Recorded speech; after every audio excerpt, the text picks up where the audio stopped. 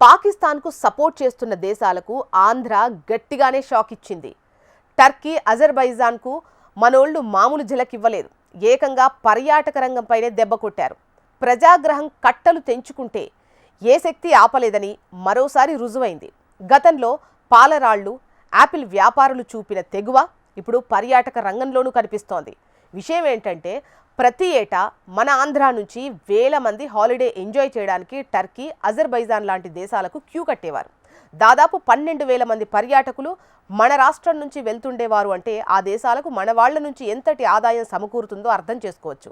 వందల కోట్ల రూపాయల వ్యాపారం అది. కానీ ఇప్పుడు Andhra tours and travels association సంచలన నిర్ణయం తీసుకుంది.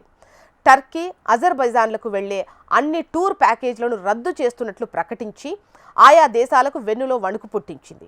ఇది కేవలం వ్యాపార నిర్ణయం కాదు, దేశభక్తికి నిలువెత్తు నిదర్శనం. ఆంధ్ర పర్యాటక సంస్థలు తమ గుండెల్లో దేశభక్తి జ్వాల రగులుతోందని నిరూపించారు.